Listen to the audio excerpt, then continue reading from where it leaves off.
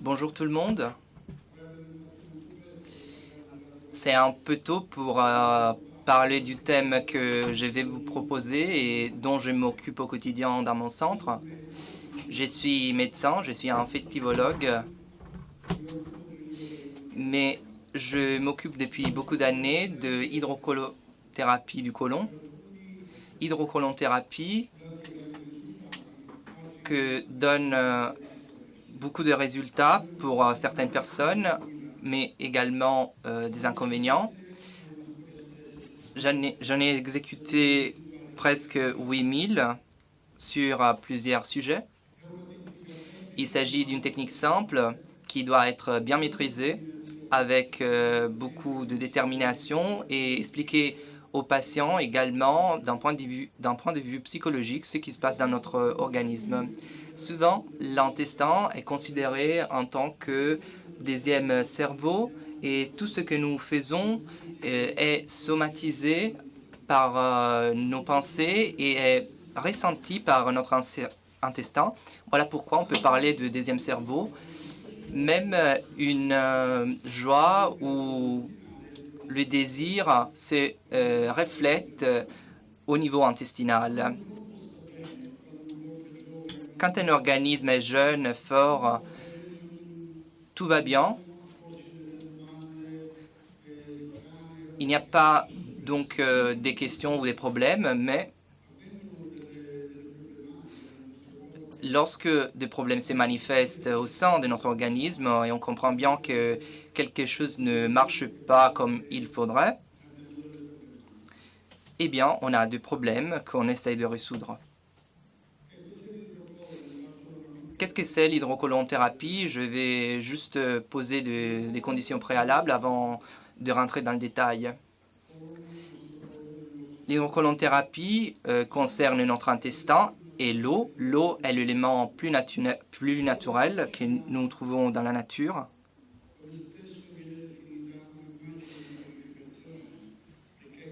Elle est le symbole de la purification parce qu'elle aide notre organisme à répartir.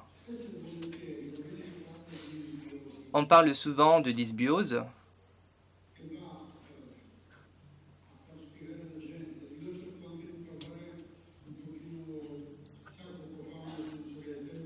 J'essaie de ne pas employer de termes techniques.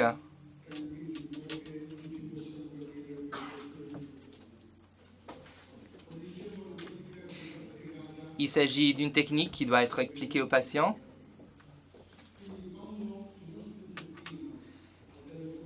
Lorsque notre intestin a des problèmes et ne fonctionne comme il faut, on parle de dysbiose. Il s'agit d'une pathologie qui altère notre organisme. Il s'agit donc d'un déséquilibre intestinal.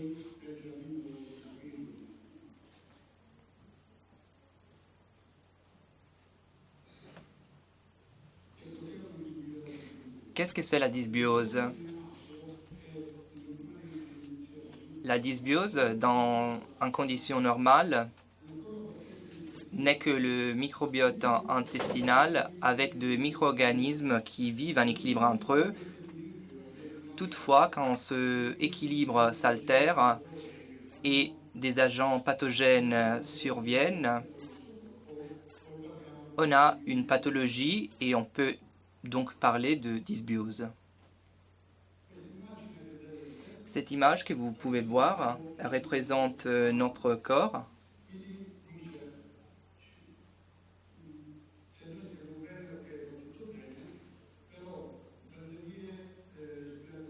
Vous pouvez voir par le voie respiratoire au niveau du nez jusqu'à le niveau du vagin.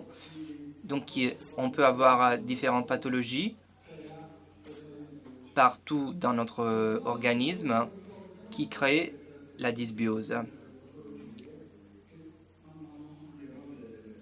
La dysbiose engendre plusieurs pathologies dont on va voir plus précisément.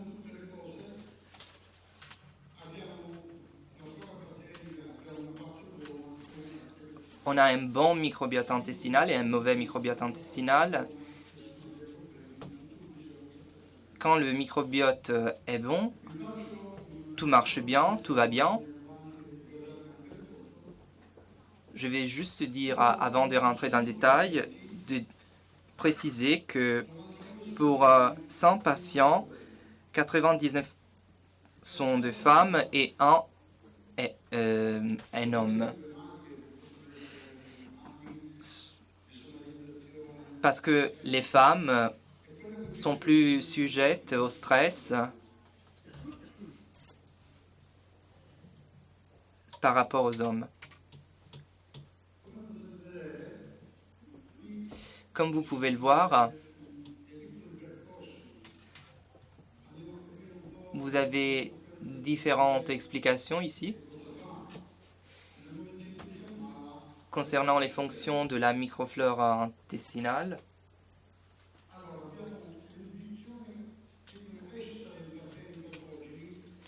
On a une croissance des bactéries pathogènes et une association avec la flore de putréfaction. Cela peut amener à une stimulation du système immunitaire, une synthèse des vitamines et enfin une détérioration des composants.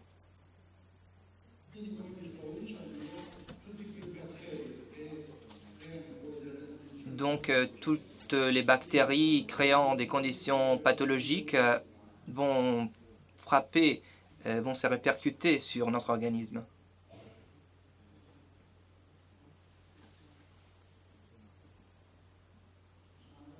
Excusez-moi.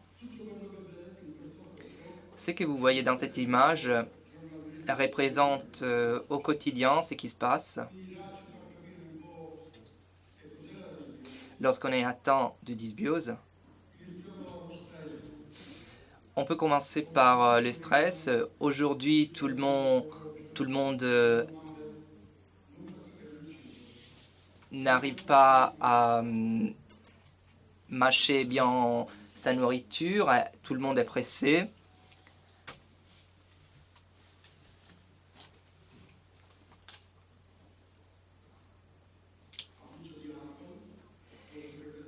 On a ensuite l'abus d'alcool, très fréquent parmi les jeunes, l'utilisation de médicaments.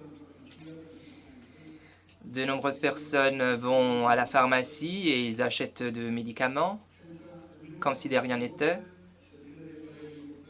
sans avoir l'avis de leur médecin.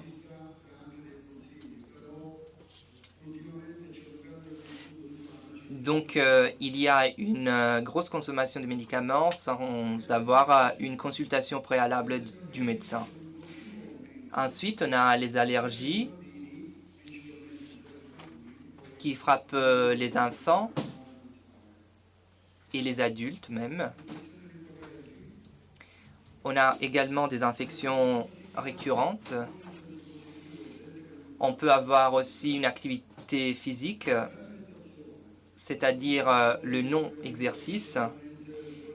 Et ensuite, on a l'alimentation. La nourriture n'est plus celle qu'on pouvait avoir autrefois. Donc, il s'agit d'une nourriture de pas très grande qualité, pas saine. Tout cela affecte notre intestin.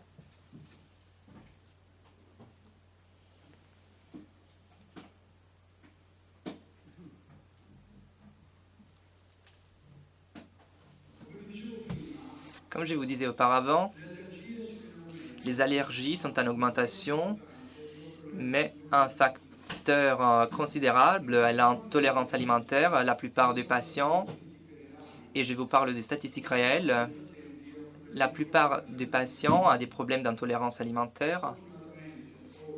Heureusement, aujourd'hui, la médecine, les laboratoires qui nous aident nous ont donné la possibilité d'effectuer des tests au niveau sanguin,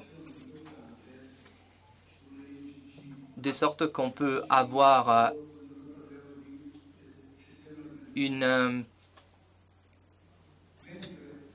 un résultat au niveau des EGG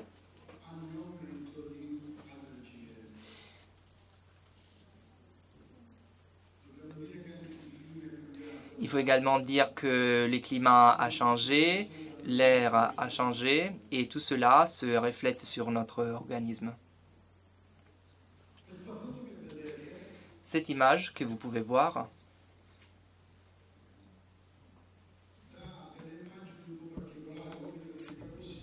nous donne des images particulières. Elle paraît même étrange.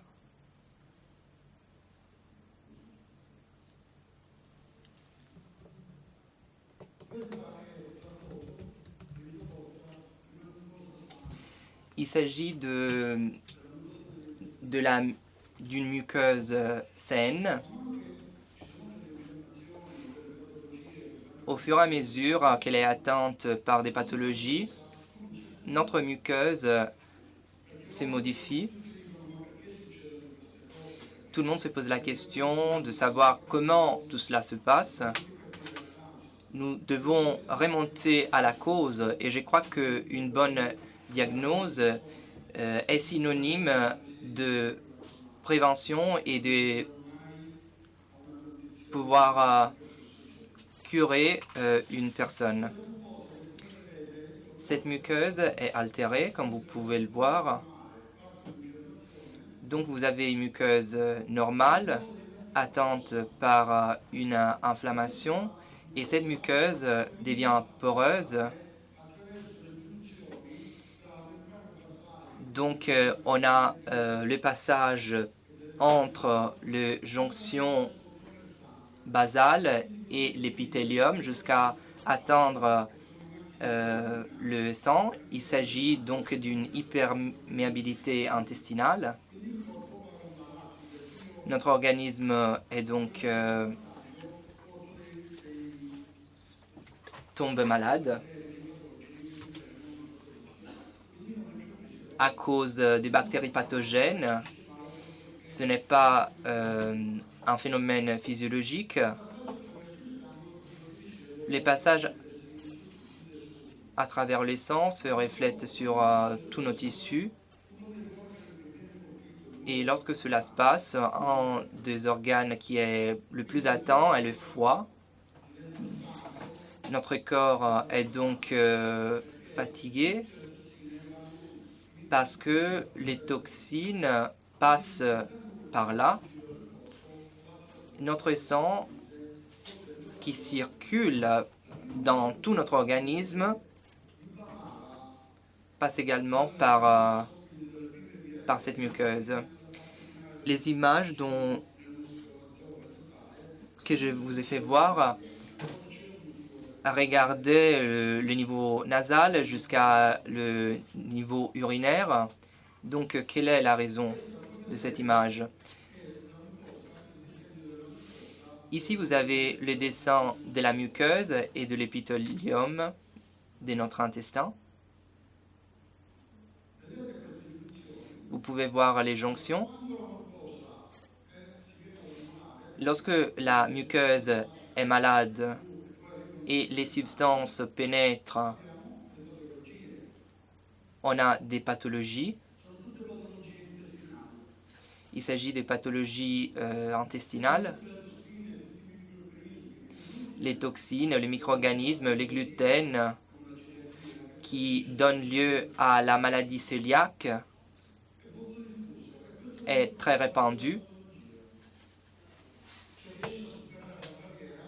Donc, il réussit à dépasser la barrière et pénétrer dans le sang. Tous ces passages ont un effet sur notre cerveau, sur notre système inflammatoire, notre auto-immunité et le nutrient. 80% de notre système immunitaire réside dans l'intestin. Donc, si l'intestin va bien, si l'intestin est propre, cela signifie qu'on se porte bien.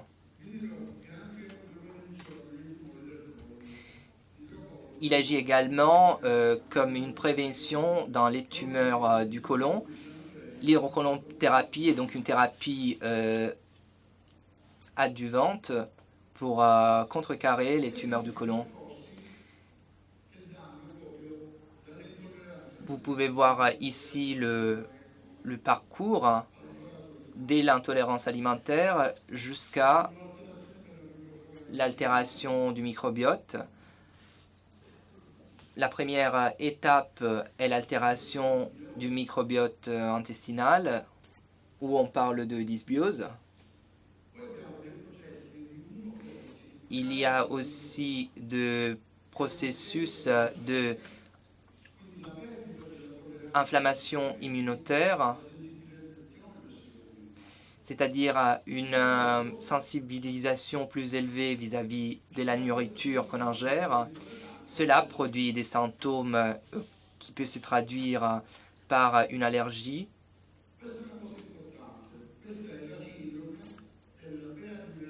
C'est ce qu'on appelle l'hyperméabilité intestinale.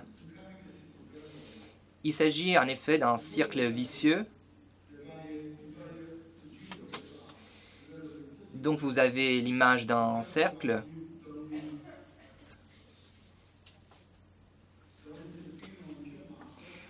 On a d'abord un intestin inflammé, après une réponse immunitaire, et puis on a les intolérances qui suivent.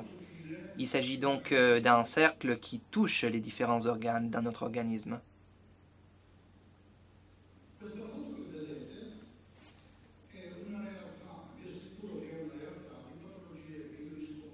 Ici, vous avez les pathologies que je rencontre au quotidien. Des pathologies qui frappent le cerveau, où on peut avoir une dépression. Les patients peuvent manifester de l'anxiété. Quand les patients ne se portent pas bien, ils deviennent nerveux. Non parce qu'il est en colère avec quelqu'un, mais parce qu'il n'est pas bien dans sa peau. Après, on a la peau, qui est très atteinte par les pathologies intestinales. On peut avoir de l'acné rosacée, eczéma ou psoriasis. On peut avoir des problèmes des thyroïdes. Par exemple, une constipation remarquable. Après, on a le côlon, dont on va discuter plus tard.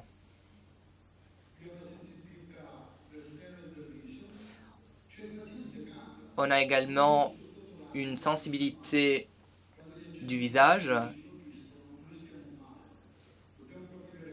On doit donc bien comprendre les causes qui sont à l'origine de ces malaises de nos patients. On peut également avoir de formes d'arthrite, des fibromyalgies. Et puis, vous avez les glandes surrénales en bas.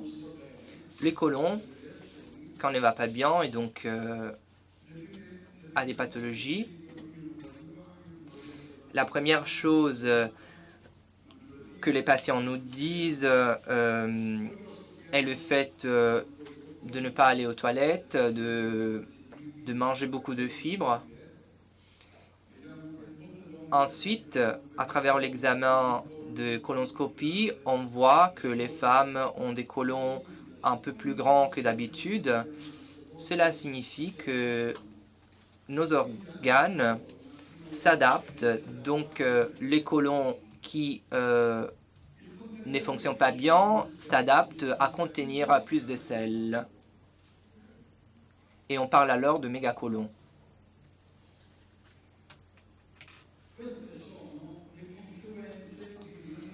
Voilà les conséquences que la dysbiose provoque. Donc des pathologies immunitaires jusqu'à les pathologies dermatologiques, psychosomatiques, des pathologies dont tout le monde ne s'aperçoit, mais qui sont considérables parce que parfois on ne donne pas d'explication à certains événements. Toutefois, le cerveau nous joue de mauvais tours parfois. Il y a également des altérations métaboliques.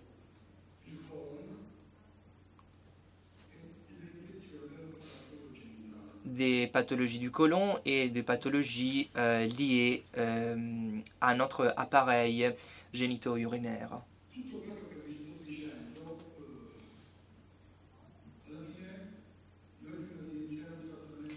Avant d'aborder un traitement par l'hydrocolonthérapie, on discute avec le patient, on prend son temps, on parle pendant 20 minutes par exemple.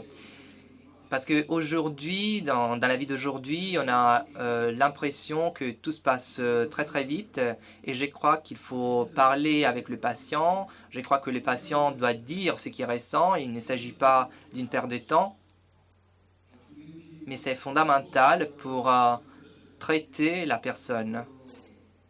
Donc je ne peux pas traiter à bon escient une personne en lui dédiant très peu de temps.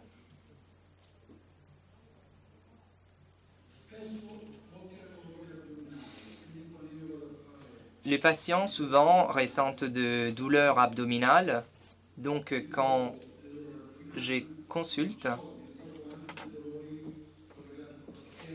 il y a également de douleurs liées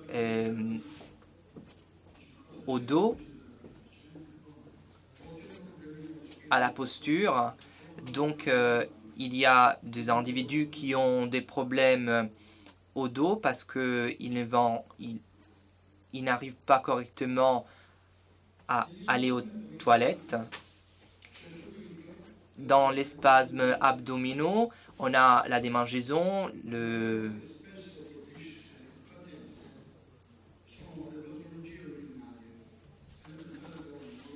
les crevasses.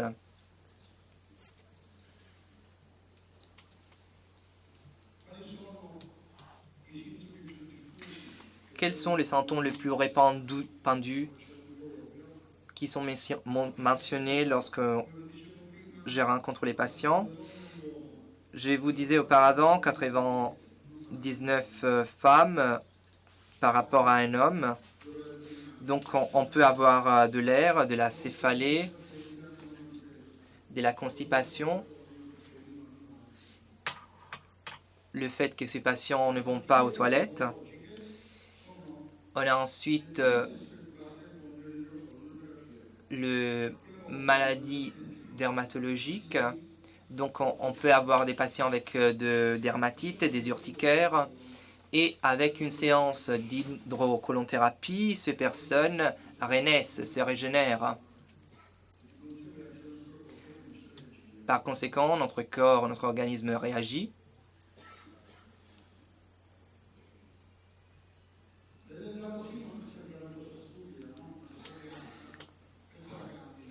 Vous voyez ici le candida, c'est une levure, un champignon.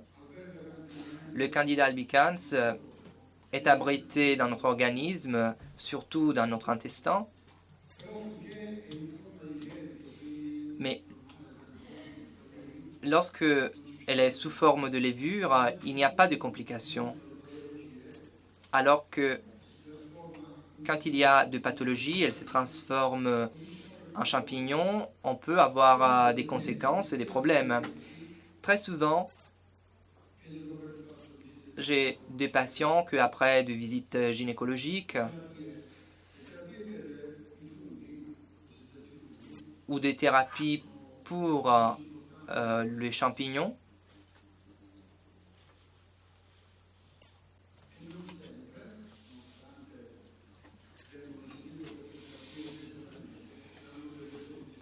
n'ont pas des résultats, même si ces thérapies sont administrées mensuellement.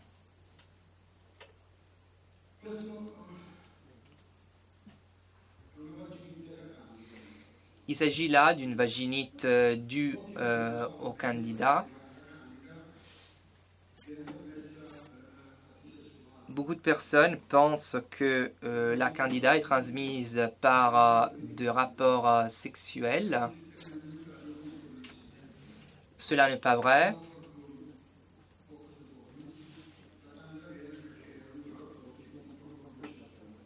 Le candida, donc, on a souvent une conception erronée du candidat dû aux maladies sexuellement transmissibles. Cela n'est pas vrai. Donc, quand on est sous pression, quand on est stressé, on voit ce type de conséquences. Le candidat se trouve traditionnellement dans notre intestin et lorsqu'on a une production ultérieure et engendre des démangeaisons, parfois on arrive même à des exaspérations. Certaines femmes ont des démangeaisons aussi aiguës dues au frottement.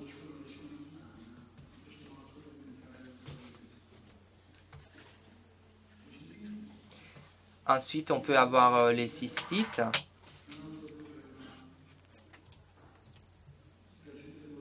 La cystite est un autre problème du système urinaire. On parle maintenant de l'hydrocolonthérapie.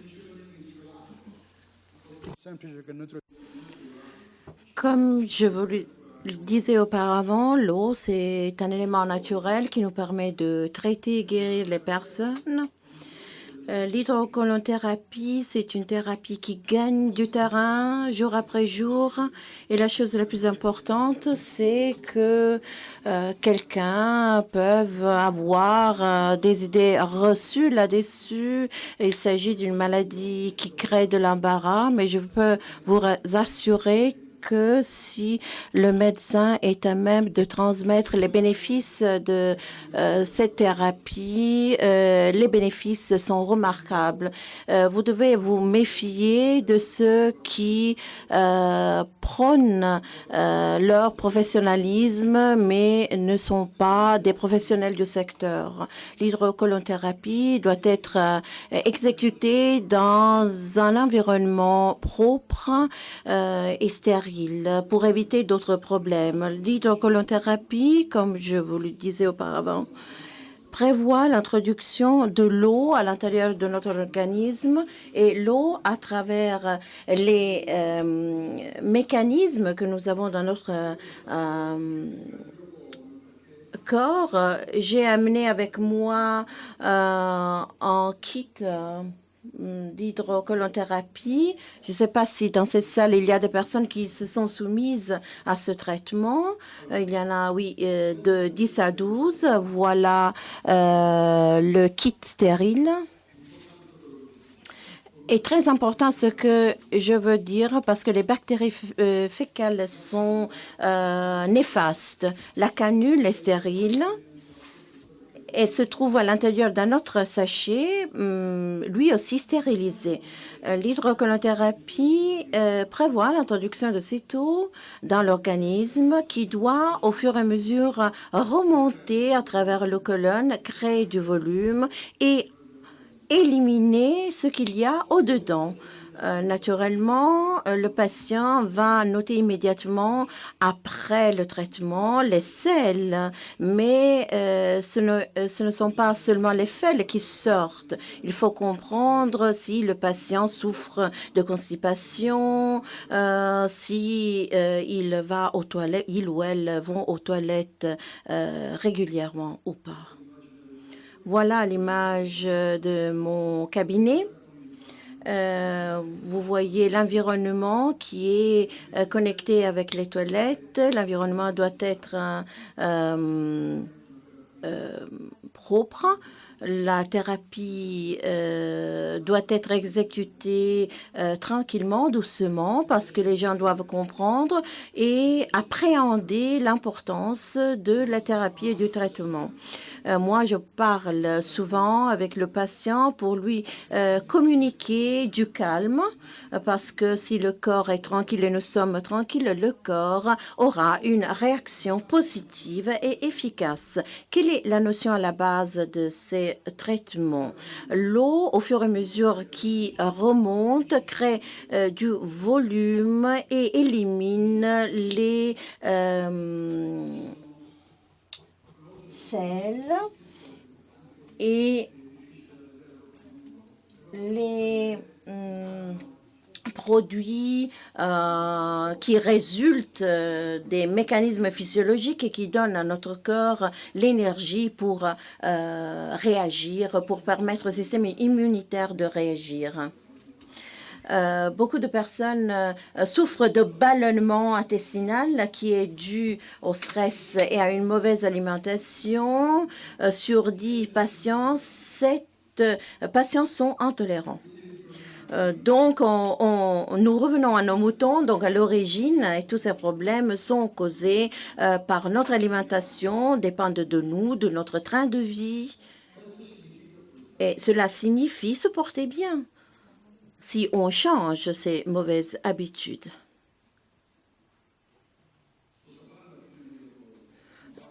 Donc, l'hydrocolonthérapie nettoie l'organisme. Les femmes veulent maigrir, perdre du poids, avoir le ventre plat.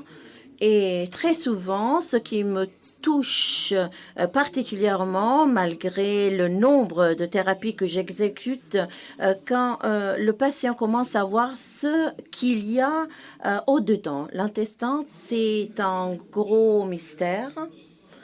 Et les personnes commencent à comprendre quand je suggère aux patients de mâcher lentement et de ne pas simplement avaler les aliments.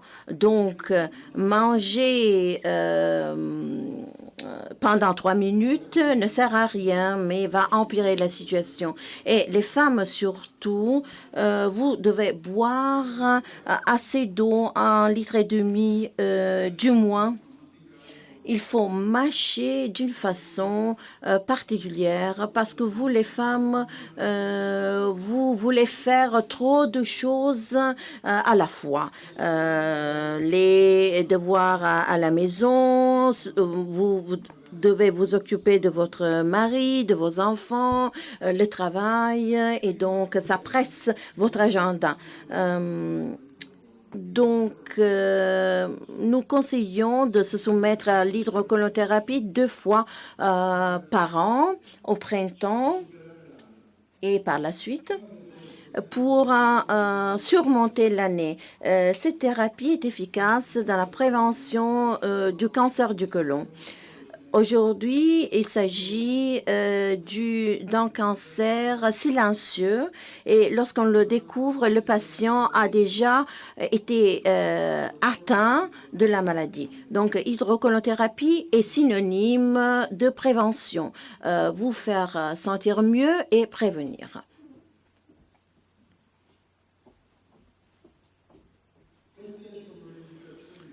Voilà les indications majeures, donc constipation, diarrhée,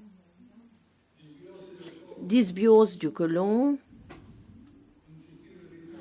intestin irrité,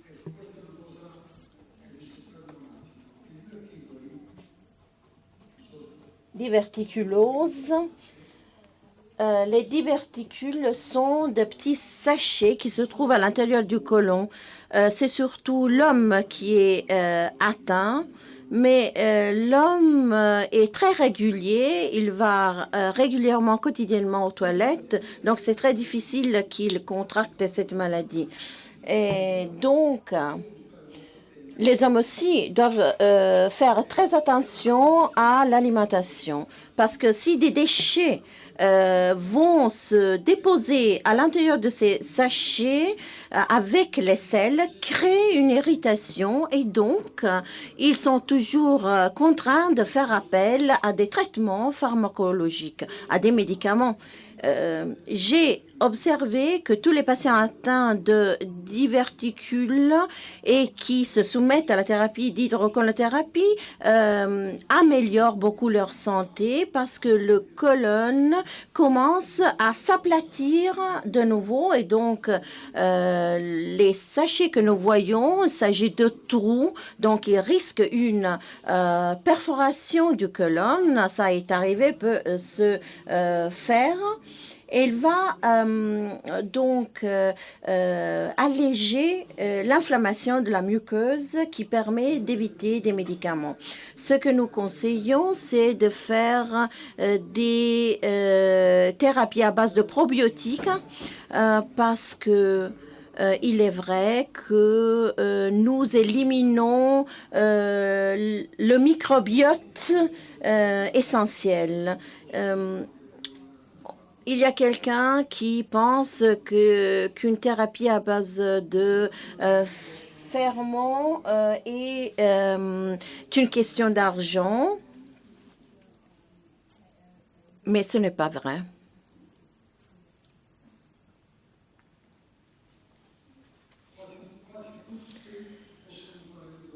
Presque tout le monde peut se soumettre à l'hydrocolothérapie, mais il y a des cas où cette thérapie est contre-indiquée. La première situation, c'est un cancer du côlon. Il y a eu des cas d'hémorragie gastrique. Il faut éviter pendant la grossesse. Et donc, quand on me propose de le faire même pendant la grossesse, moi, je suis catégorique et j'évite de le faire. Cela dépend du médecin et je pense que face à une grossesse, il faut éviter de se soumettre à tout type de traitement autant que possible. Et ces conditions excluses, tout le monde peut se soumettre. Les hommes peuvent se soumettre à cette thérapie, même s'ils, quelquefois, ont peur de le faire.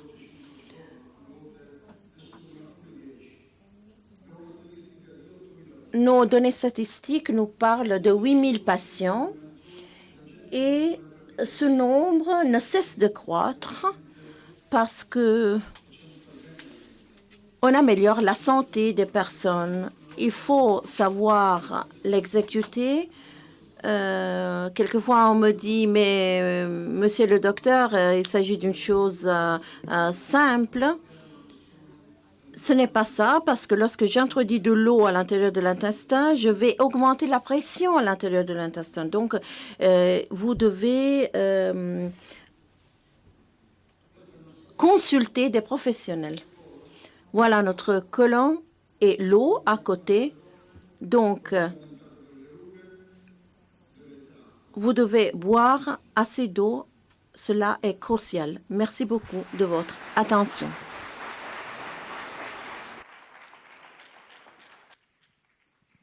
Ringraziamo il dottor Lagana che, come vedete, mes remerciements à Monsieur Lagana. Et vous avez vu son expertise, son expérience. Et il faut se concentrer. Un autre applaudissement pour Monsieur Lagana.